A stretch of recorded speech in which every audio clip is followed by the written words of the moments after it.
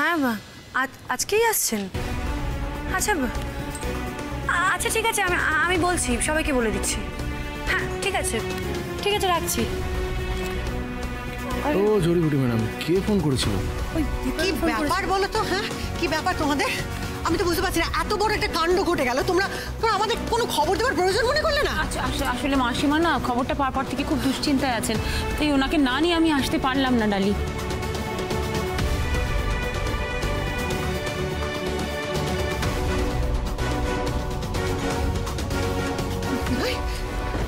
দিদিভাই, দিদিভাই তুমি ঠিক আছো? দিদিভাই, হ্যাঁ দিদিভাই ঠিক আছো? দিদুন সরি, দিদুন সরি, আমায় ক্ষমা করে দিও প্লিজ। একদম না শোনা, একদম না, একদম না, একদম ক্ষমা চাইবে না। এসো এসো এসো, বসো বসো লক্ষ্মীজি, বসো। একদম কাঁদবে না, একদম চোখের জল ফেলবে না লক্ষ্মীজি। অমৃতা, মা গো দেখি, এইভাবে চোখের জল ফেলো না মা। আমরা সবাই জানি তুমি কোনো ভুল করোনি মা। ভুল যারা করেছে, অন্যায় যারা করেছে, এবার তো তাদের চোখের জল ফেলার সময়। তুমি তোমার চোখের জল মোছো মা, এভাবে চোখের জল ফেলো না, তোমার কোনো দোষ নেই সোনা। অমৃতা, তুমি তো জানো বলো আমাদের ডালি দিদিকে, দেখো তোমার সাথে অন্যায় করা অপরাধীগুলোকে ঠিক খুঁজে বের করে শাস্তি দেবে, পুলিশে দিয়ে দেবে, তাই তো ডালি দিদি? হ্যাঁ হ্যাঁ সোহিনী, অমৃতার শরীরটা ভালো নেই, যাও, ও তো দুর্বল, ওকে ওপরে নিয়ে যাও, কেমন? আচ্ছা ওঠো ওঠো, আস্তে আস্তে যাও উপরে যাও।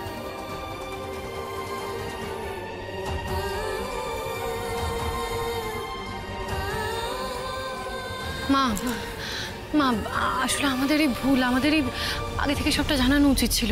আসলে এত কম সময়ের মধ্যে সবটা হয়ে গেল না, সুযোগটাই পেলাম না। আর তার মধ্যে ওই সাংবাদিকরা এত অসভ্যতামি করতে শুরু করলো যে আমরা করবো। আমরা সবটা দেখেছি খবরে গো, আর সেই জন্যই তো এভাবে মাসিমাকে নিয়ে ছুটতে ছুটতে এলাম। কিন্তু আমাকে একটা কথা বলো, ওই যে ডাক্তার ছেলেটি যে অমৃতাকে বিয়ে করবে বলছে, ওর বাবা মা তো এখনো কিছু জানেন না, তো সেই অবস্থাতে এইভাবে এরকম রিপোর্টারদের সামনে ঘোষণা করাটা কি ঠিক হয়েছে মা? কিন্তু তাছাড়া সৌমেন এখানে নেই, ওরও তো একটা মতামতের দরকার আছে না? না মা, আমি নিশ্চিত সৌমেন দা এতে কোনো আপত্তি করবে না। আর রইল বাকি দীপায়নের মা বাবার কথা, ওনারা আজকেই আসছেন আমাদের অমৃতাকে দেখতে। এটা তো কি বলছিস রে ডালি, ওরা আজকেই আসবে? হ্যাঁ গো মিষ্টি, দীপায়ন ফোন করেছিল, বললো যে আজকেই আসছে। না না বৌদি, কিন্তু তুমি ওনাদের আজকেই কেন আসতে বললে? মানে অমৃতার তো এখনো ধাতস্থ হতে একটু সময় লাগবে বৌদি। জানি, আমি তো না করেছিলাম, কিন্তু আচ্ছা না না না ঠিক আছে, আমার মনে হয় আসুক, কারণ আমিও দেখতে চাই যে ছেলেটি কেমন, ওর পরিবারের লোকজন কেমন। আচ্ছা ডালি। হ্যাঁ মা। ডালি, আমার না মনে হয় তুমি একটু আমার সঙ্গে কথা বলো, কারণ আমি চাই না দিদিভাই এইরকম একটা পরিস্থিতির মধ্যে এরকম একটা বড় ডিসিশন নিক। বেশ,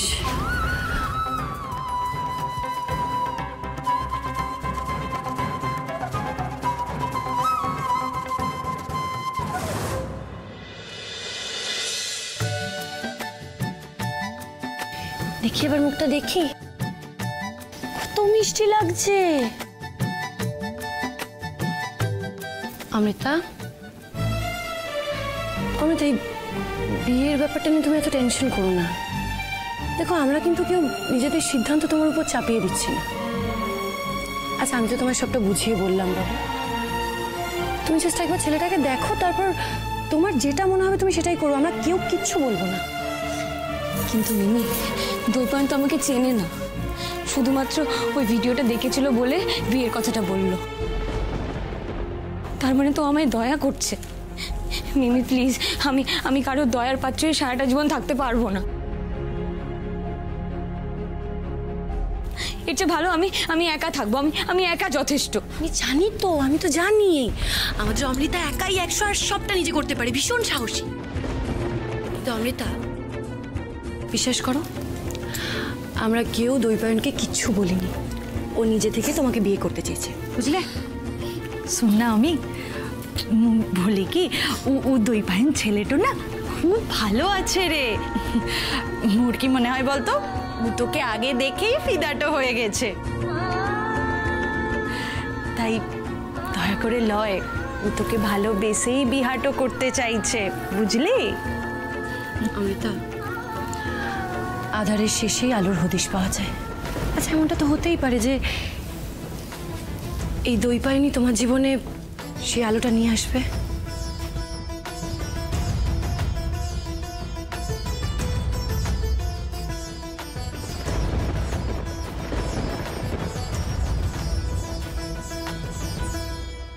আরে আসেন আসেন আসেন, একেবারে ঠিক সময় চলে এসেছেন। ছোট ডাক্তার বাবু এসো, আসুন আসুন না দিদি আসুন। আরে বাবা দেখো আসো আসো আসো আসো আসো।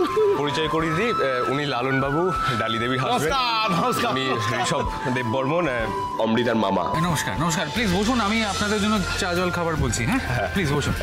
নমস্কার নমস্কার, আমি অমৃতা দিদি। আর ও হলো আমার ভাই, মানে দইপায়নের বাবা অখিলেশ মিশ্র। ও আচ্ছা। আর ইনি ওনার ওয়াইফ নন্দিনী। তো দাঁড়িয়ে কেন, বসুন, আসুন আসুন বসুন। কোথায় গেল? বসুন বসুন বসুন। এইবার সবাই একটু মিষ্টি মুখটা করে নিন। ঠিক আছে সোহিনী, মা দে, সাবধানে, আস্তে, একদম বড়িয়া। একটু মিষ্টি সিঙ্গারা আর একটু আছে। সিঙ্গারা। ব্যাস। এই সোহিনী, এখানে না বলছি, ও জড়িবটি ম্যাডামকে গিয়ে বল তাড়াতাড়ি করে অমৃতাকে নিয়ে নিচে নিয়ে আসতে। হ্যাঁ, সাজিয়ে গুছিয়ে, ঠিক আছে? ওদেরকে বেশিক্ষণ এখানে বসিয়ে রাখা উচিত হবে না। যা যা যা যা যা। বৌমার কাছে শুনলাম আপনারা নাকি কদিনের জন্য কলকাতা এসেছেন। হ্যাঁ, আসলে আমরা দুজনেই চাকরির সূত্রে কলকাতার বাইরে থাকি। ছেলে আবার এখানে এসে কাজ শুরু করেছে। ভেবেছিলাম ওকে বিদেশে পাঠাবো, ছেলে আমার মস্ত বড় ডাক্তার হবে, কিন্তু এখন তো। হ্যাঁ, আপনার ছেলে তো এই শহরের নামকরা ডক্টরদের মধ্যে একজন। আর আমি নিশ্চিত ও আরো বড় ডাক্তার হবে। সে হবে হয়তো, কিন্তু কেরিয়ারের শুরুতেই এমন একটা সিদ্ধান্ত নিল। মা প্লিজ, কেন এসব বলছো?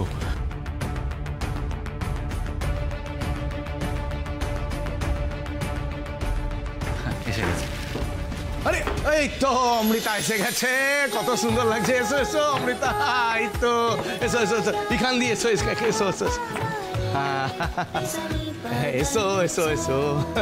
বাকি কথা পরে হবে, একেবারে ফার্স্টে হবে বিহাটোর কথা।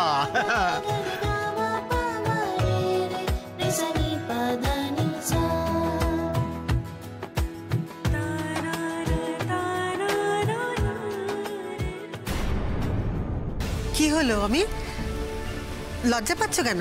মুখ তুলে তাকাও। সেই ক্ষমতা এখন কি আর ওর আছে?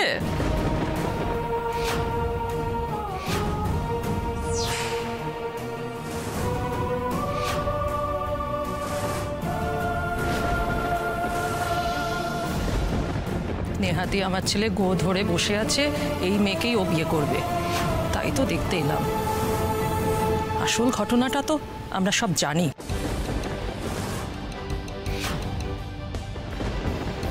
আপনাদের মেয়ে তো এখন খবরের শিরোনামে।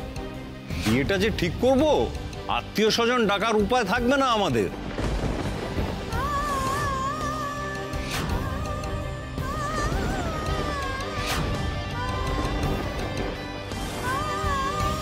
আর আমাদের ছেলেটাও তো বলিহারি, কোথায় কখন কি বলে বসে তার কোনো ঠিক ঠিকানা থাকে না। আর বিয়ের মতো এমন একটা সিদ্ধান্ত নেওয়ার আগে মেয়ের স্বভাব চরিত্র, পরিবারের শিক্ষা, রুচি এসবও তো একটু দেখতে হয় নাকি?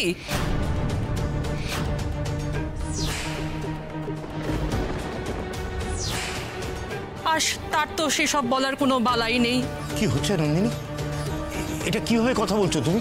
আর কি বলবো দাদা, ওনাদের থেকে তো এর থেকে বেশি কিছু আশা করারও উপায় নেই আমাদের।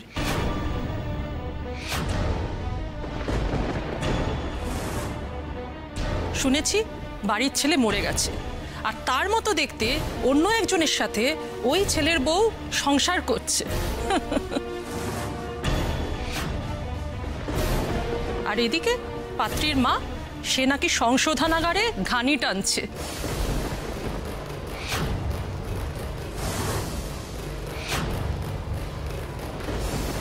এমন একটা পরিবারের সাথে আত্মীয়তা করাটাও যথেষ্ট বিপদের, তাই নাকি? আরে এত বিপদ যখন, তখন তোরা এখানে এলি কেন কথা বলতে? মুতো আমি কিন্তু বিয়ের জন্য তোমাদের পারমিশন চাইনি, আমি বিষয়টাই তোমাদের ইনভলভ করতে চেয়েছিলাম। তোমরা এভাবে সিন ক্রিয়েট করবে জানলে তোমাদের আসতেই বলতাম না। সিন ক্রিয়েট তো তুই করেছিস, সাংবাদিকদের সামনে বড় বড় কথা বলে। আমাদের কাছে পারমিশন চাইলে আমরা কখনোই বিয়েটা... কোনো বিয়ে হবে না।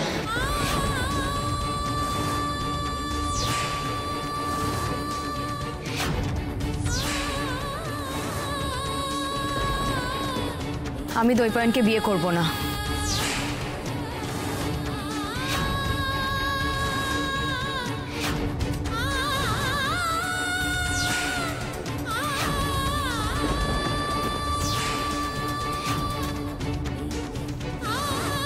অমৃতা, অমৃতা কি বলছো তুমি? একটু শান্ত হও না মিমি, শান্ত হওয়ার মতো কথাবার্তা ওনারা বলেননি, তাই আমিও ভেবে চিন্তে এই ডিসিশনটা নিয়েছি। অমৃতা, অমৃতা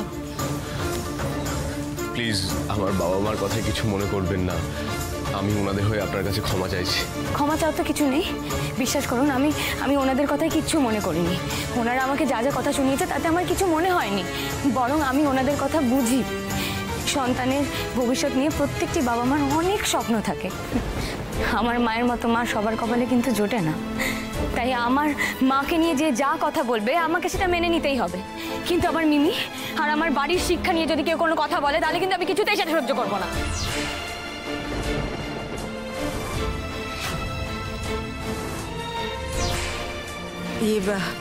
অমিত, দিদি ভাই তুই ওপরে যা, আমরা ওনাদের সঙ্গে কথা বলে নিচ্ছি। যা আমি তোর উপরে চল, বুঝলি? ওদের কথায় তোর এখানে না থাকাই ভালো। চল উপরে চল।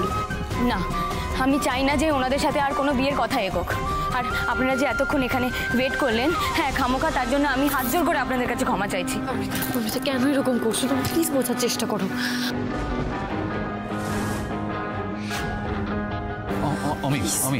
আমি প্লিজ একটু বোঝ, এইভাবে মাথা গরম করে কোনো লাভ হবে না। হ্যাঁ ঠিক বলেছো, তুই উপরে যা, মোরা কথা বলে নিচ্ছি। যা যা যা। আর কি কথা বলবে লালন আঙ্কেল? হ্যাঁ দেখলে না ওনারা তোমাকে আর মিমিকে নিয়ে কিরকম কুইঙ্গিতে কথা বলছিল। হ্যাঁ ওনাদের এসব বলার কোনো অধিকার নেই। আর মিমিকে আর তোমাকে ওরা আর কতটা জানে? হ্যাঁ কতটা জানে তোমাদের ব্যাপারে ওরা? অমৃতা, ওরা রাগের মতো একটা কথা বলে ফেলেছে, তুমি প্লিজ।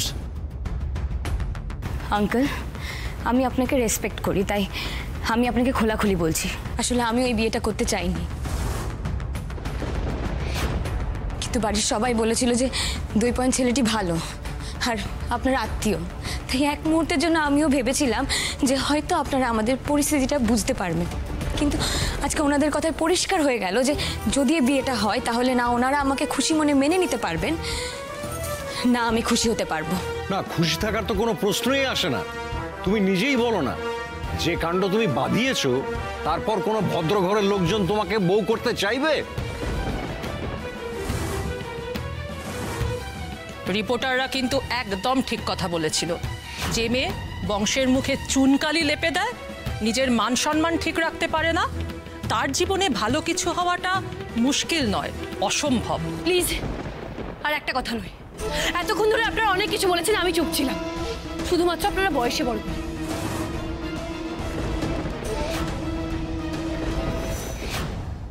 আপনারা প্রমাণ করে দিলেন যে বয়সটাই সম্মান পাওয়ার মাপকাঠি হতে পারে না। শুনুন, আপনাদের যদি মনে হয় যে দীপায়ন অমৃতাকে বিয়ে না করলে ওর বিয়ে হবে না, তাহলে আপনারা সম্পূর্ণ ভুল ভাবছেন। আরে বিহাটো না হলে এখন মেয়েদের জীবন বৃথা হয়ে যায় না, আর না তো বানের জলে ভেসে যায়। আমার বোনের ভবিষ্যৎ সিকিউর করার দায়িত্ব আমাদের, আর আমরা সেটা ঠিক করে নেব। Thank you. একদমই তাই। অমির জীবনে ভালো হবে না মন্দ হবে সেই চিন্তাটা বরং আমাদের ওপর ছেড়ে দিন, সেই নিয়ে আপনাদের মাথা ঘামাতে হবে না। জানেন তো, আমাদের গ্রামে আমাকে সবাই হাবাগোবা বলতো কি আমার কোনোদিন বিয়ে হবে না, আমার মাথা খারাপ, আর আমাকে কেউ আপন ভাবে না। আরে এই পরিবারের শিক্ষা ও সংস্কৃতি এমনই যে ঋষভ মানে আমার বর বন্ধু আমাকে বিয়ে করেছে, তেমনি আমিও বিশ্বাস করি যে অমৃতাও একদিন তার যোগ্য জীবনসঙ্গী পাবেই।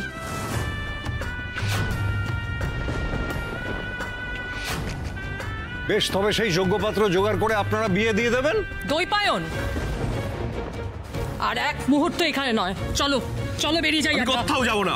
আমি জীবনের সিদ্ধান্ত নিয়েই ফেলেছি, যদি বিয়ে করতেই হয় তাহলে অমৃতাকে করব, আর কাউকে করব না।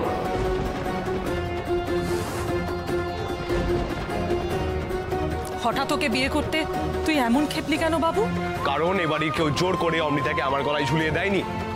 এবারই সবাই সবার সাথে যেভাবে মিলেমিশে থাকে, ডালি ম্যাডাম, লালন বাবু যেভাবে একে অপরের জন্য স্যাক্রিফাইস করে, একে অপরকে ভালোবাসে, এই সব দেখে আমি বিয়ে করতে চেয়েছি। আর আমার মনে হয়েছে অমৃতাকে আমি বিয়ে করলে আমি ভালো থাকবো। প্রথমে ভেবেছিলাম তোমাদের আশীর্বাদ নিয়ে আমি বিয়েটা করব, কিন্তু তোমরা যদি বিয়েতে মত না দাও তাহলে তোমাদের মতামত ছাড়াই আমি বিয়েটা করতে বাধ্য হব।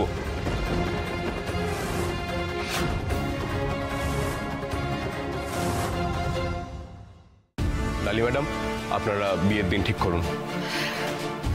কিন্তু দীপায়ন দেখো, বড়দের আশীর্বাদ ছাড়া এরকম বিয়ের সিদ্ধান্তটা নেওয়া যায় না, প্লিজ। বড়দের আশীর্বাদ থাকতে হবে তো? বেশ, আমি আছি আমার ভাইপোর সাথে। দৈপায়ন অমৃতার বিয়েটা আমি নিজে দাঁড়িয়ে থেকে দেব। না, অসম্ভব। এই বিয়ে আমি কিছুতেই হতে দেব না। দাদা, বোঝার চেষ্টা করুন, এই বিয়েটা হলে কিন্তু মুশকিল হবে। আমার তো মনে হয় বিয়েটা না হলে মুশকিল হবে, তাই এই ব্যাপারে কারোর কোনো কথা আমি গ্রাহ্য করতে পারবো না। সরি। আপনি আপনি বুঝছেন না কেন বাবা? এই বিয়েটা হলে সব সব শেষ হয়ে যাবে। ওরা ওরা ওরা আমার ছেলেটাকে মেরে ফেলবে। মানে?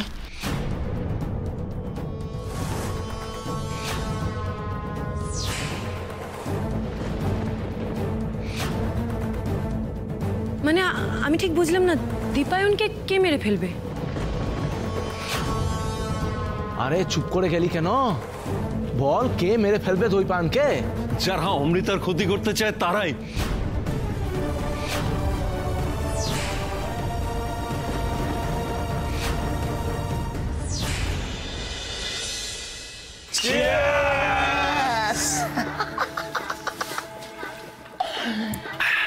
আমি শিওর এতক্ষণে বিয়েটা ভেস্তে গেছে। আর আমি তোমাকে কি বলেছিলাম যে মুখে বলা আর কাজে করে দেখানোর মধ্যে অনেকটা পার্থক্য আছে। আর এইবার কিন্তু আমি বদলা নেওয়ার কথা শুধু মুখে বলিনি, কাজেও করে দেখিয়েছি। সত্যি বলছিস ভাই, সত্যি বলছিস। ও মালবিকা দেব বর্মনের সাথে কাজ করে যত কিনা মজা পেয়েছি মু, তার থেকেও বেশি তো মোর মজা তোদের সাথে কাজ করে লাগছে রে। যাই বলিস, কিন্তু এই আর্য ভাই কি করে দৈপায়নে খবরটা নিয়ে এলো বল? কিন্তু বড় কাজের ছেলে বটে।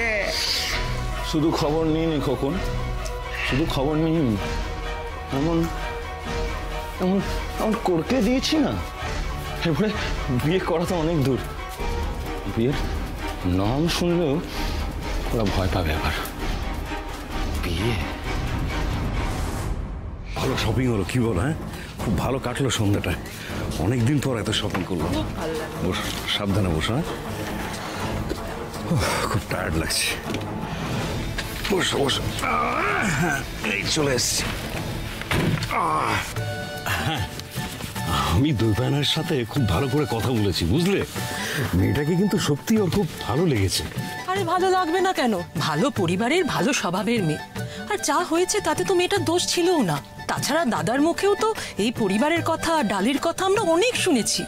তাই আমার মনে হয় বিয়েটা চটপট আমাদের ফাইনাল করে দেওয়াই উচিত এবার। বেশ, তো তাহলে চলো বাড়ি গিয়ে ওকে চমকে দেই, এই বলে যে আমরা দুজনেই বিয়ের জন্য রাজি। কি বলো? নাও ড্রাইভার, এবার বাড়ির দিকে চলো। হ্যাঁ চলো, বাড়ির দিকে চলো। কি হলো? ড্রাইভার, গাড়িটা স্টার্ট দাও। ড্রাইভার, গাড়িটা কি হলো? কি হলো এটা? ও মাই গড, কি হলো? কি হলো? কিছু তো বুঝতে পারছি না। কি হলো? ঠিকঠাকই তো ছিল, ঠিকঠাকই তো ছিল। কি হয়েছে? কি হয়েছে? অমৃতাকে যদি আপনার ছেলে বিয়ে করার চেষ্টা করে না, তাহলে কিন্তু ওকে একেবারে শেষ করে দেবো, বিশ্বাস করুন। আপনার ছেলেকে যদি জ্যান্ত দেখতে চান, তাহলে কিন্তু এই বিয়েটা ভালো ভালো ভেস্তে দিন, কেমন? তোদের ড্রাইভারকে মারিনি, শুধু অজ্ঞান করে রেখেছি। কিন্তু দৈপায়নের বেলা সেটা হবে না। একদমই তাই, একদমই তাই। আর আপনার ছেলেকে না বাড়ি গিয়ে একটু ওই হিরোগিরিটা কম করতে বলবেন, বুঝেছেন? বেশি হিরোগিরি করলে না একটা নয় দুটো নয় ছটা গুলি না একবারে মাথায় পুড়ে দেবো, বুঝতে পারছেন? রিপোর্টারদের সামনে তো খুব গলাবাজি করেছো ডালি দেব বর্মন। এইবার আমিও দেখবো যে তোমার তেজ কোথায় যায়, আর অমৃতার বিয়েটা তুমি কি করে দাও। এইভাবেই না একটু একটু করে দগ্ধে দগ্ধে মারবো, ওদের যন্ত্রণায় জেরবার করে দেবো, তারপর নামাবো আমার শেষ কোপ। ও লোকগুলো কারা? ওদের মুখ দেখেছিস তোরা? না, ওদের মুখে মাস্ক পরা ছিল। তোমরা তখনই ফোন করলে না কেন আমায়? আমাকে কেন আগে জানালে না? বলিনি ভয়ে, একমাত্র ছেলেকে হারানোর ভয়ে অনেক অনেক খারাপ কথা বলেছি আপনাদের, আমাকে ক্ষমা করুন। তবে আমি এটাও জানি যে যা ঘটেছে তাতে অমৃতার কোনো দোষ নেই। আসলে ছেলের পছন্দই আমাদের পছন্দ, কিন্তু এই বিয়েটা হলে ওরা দৈপায়নকে মেরে ফেলবে। তাই দয়া করে বিয়ের জন্য আপনারা জোর করবেন না প্লিজ। আপনারা চিন্তা করবেন না, এই বিয়ে হচ্ছে না। কিন্তু কেন? আমরা কেন ওদের ভয়ে পিছিয়ে যাবো ম্যাডাম? না, পিছিয়ে যাব না তো, শুধু ওদের দেখাতে হবে যে তোমরা পিছিয়ে গেছো। দীপায়ন, আমি তোমাকে প্রতিজ্ঞা করছি, আগামী 2 দিনের মধ্যে আমি খুঁজে বার করবো কে এই অপরাধটা করেছে, তাকে নিজের হাতে শাস্তি দেবো।